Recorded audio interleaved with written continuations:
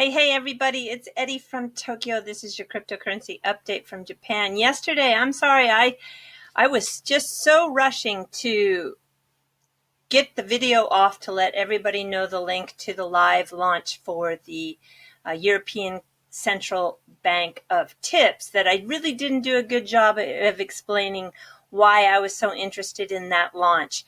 This morning, you probably woke up to headlines like this: Target Instant Payment System TIPS to launch by TAS Group and European Central Bank. Ripple or XRP technology could power its future.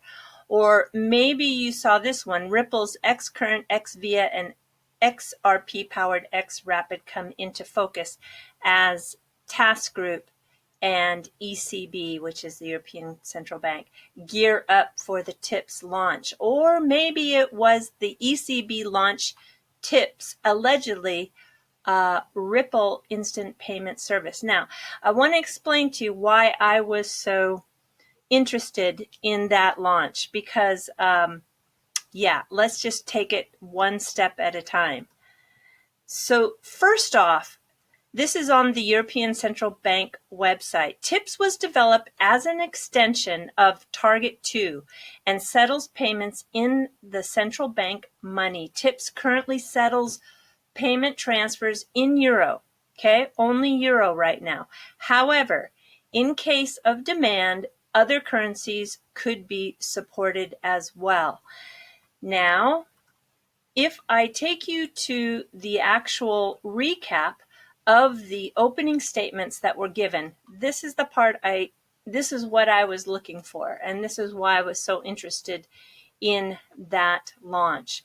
So it is said by, let me just tell you who this is. This is Yves Mersch. He's the member of the executive board of the ECB, and he spoke. They did a live launch, started 10 p.m. my time and went till 2 o'clock in the morning. So that's why I wasn't able to do a follow-up until now. They are reshaping the European market infrastructure, okay? And they needed to come up with a standardization to create harmony of business rules. And this state-of-the-art infrastructure now provides the flexible options for interaction with TIPS, allowing different kinds of market actors to access the platform in different roles, okay? So, thirdly, they have a sound legal basis in this revised Payment Services Directive, which is the PSD2, to provide legal framework for retail payment innovation by setting rules for third-party payment service providers. Okay, they didn't have that before. And this is what Ripple has needed. They needed to have this infrastructure laid, which is totally agnostic, by the way. So I got a lot of kind of interesting comments yesterday. Oh, this has nothing to do with Ripple. This has nothing to do with XRP. Yeah, it has everything to do with Ripple and XRP and other third-party service providers. And I'll just keep on continuing here. With these strong building blocks in place, there is little excuse for not using the potential to provide pan-European services. So he says, let me be clear. It is not sufficient for banks to simply adopt the scheme to connect to TIPS in order that their customers may receive instant payments. So he's saying it's not sufficient to just connect to TIPS. No, okay, I go on. What is required to tap into the potential of growing payment volumes and the opening up of payments markets to new service providers under PSD2. We invite, this is maybe the most important part of the whole thing, we invite all payment service providers to offer solutions to meet customer needs for immediate or nearly immediate payment services. example for e-commerce or person-to-person mobile payments, etc. So they name a couple of third-party people that they are trying to attract in creating this very agnostic platform. They mention PayPal, they mention Facebook, they mention Apple and Google and Amazon. So at the same time, they realize that the Chinese payment service providers such as Alipay and Tenpay are advancing. And he says, what is preventing European payment service providers from catching up? So these types of infrastructures just don't get built in a day. And I think sometimes are looking for instant gratification or instant satisfaction. But in this case, Rome wasn't built in a day. So the PSD2 sought to facilitate innovative retail payment services by further leveling the playing field for new players. Okay? Yeah, I just, okay, and there's a few more things I want to mention.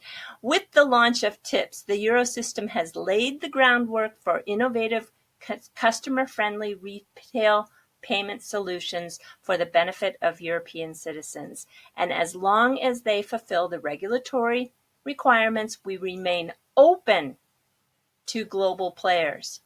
We have to think global and seek to develop global solutions that are based on European open governance and use European infrastructure. So the point is that, as I said before, TIPS is currently, to start, just a domestic Euro system. But this is the new platform and infrastructure to invite other third-party payment service providers to participate. So this is exactly what Ripple needed. And if you take a look here, I want you to just look at the ancillary system interface, the definition of this. I'm actually on the, I'll show you in a second. Let's just take one thing at a time. The ancillary system definition is that it is an interface, an ASI, to a standardized interface to payment module, the PM, which can be used by ancillary systems. And that is to perform cash clearing for their businesses, okay? Because in this very long 177-page document, which is the single shared platform that has been installed for Europe, which is the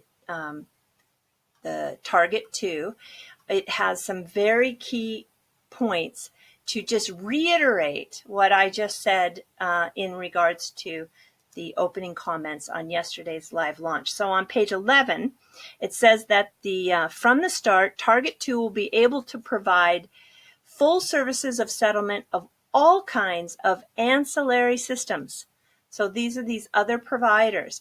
These services are provided through an interface, support various kinds of existing settlement models. So they are now in place. In place and working to make it happen with third-party providers. And then on page 23, Target 2 offers fair and open access to its services. Page 66, settlement, liquidity, payment processing through ancillary system participants can now provide that. They can now provide that interface. And then when we go to the task group information site, we see that they are a partner of Ripple.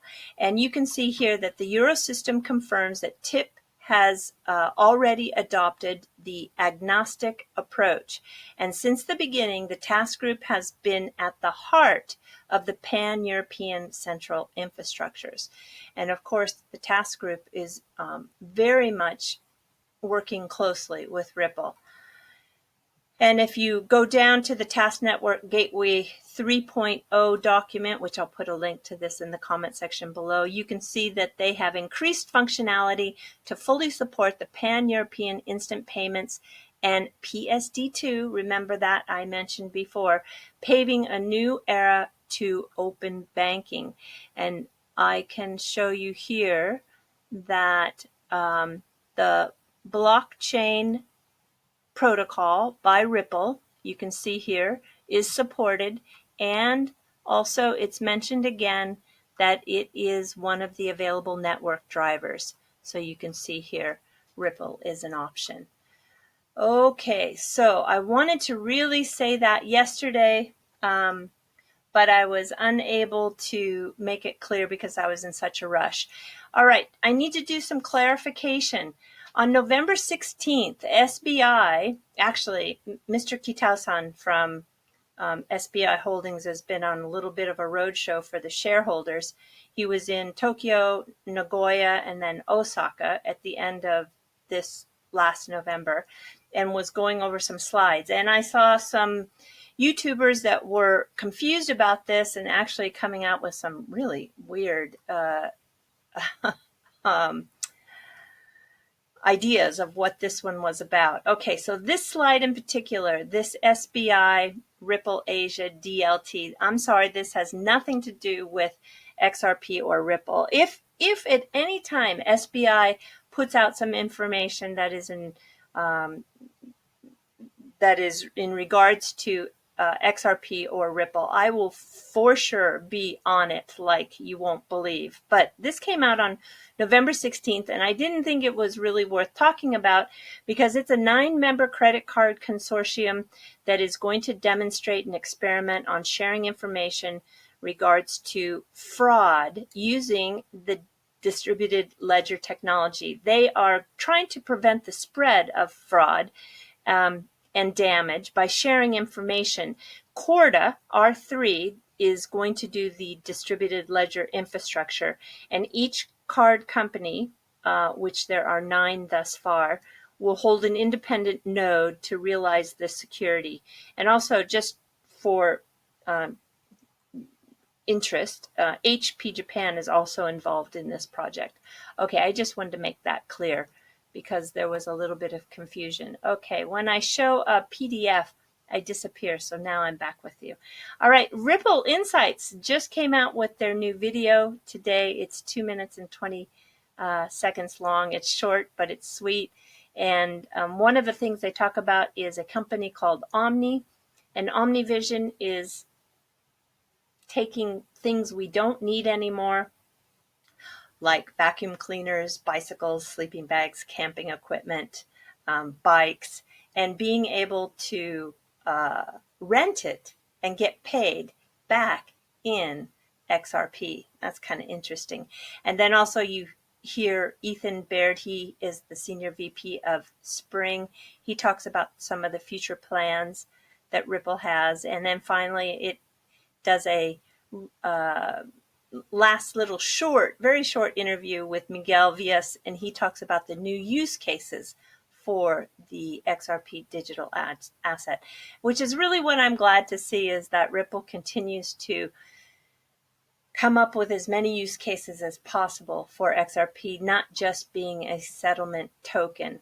So I went to this Omni site and had a little bit of a chat with the customer service rep, and I said, can you please explain to me exactly how does XRP work with this site? And yeah, you can rent your items, and when you get paid, you can ask to be paid in XRP, and they'll transfer it to your wallet. So let's just take a look here. For $12 a day, you can rent somebody's bicycle.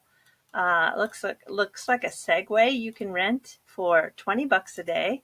What are these things? I don't even know what this thing is on the left. Sorry, I can't even make that out. How about is that a surfboard? Or is that what is that? What is this? I don't know. Oh, here is if you're going to have a poker party at your house and you need chips, you can rent those chips for $10 a day. How about golf clubs? $15 a day. A vacuum cleaner, $10 a day. Skateboard, $10 a day. Some inline skates, $5 a day. Anyway, that business model is to take things that you're not using and be able to make them available to other people on a daily rental basis. Makes sense. Okay, we're going to jump to the fluff. Talking about things you don't need. So in Japan, I think it's globally, we have this, I think people are trying to scale down and make their lives simple. Or at least I think you get to that point after a certain age. I think in your early teens and 20s and maybe 30s, you are in a kind of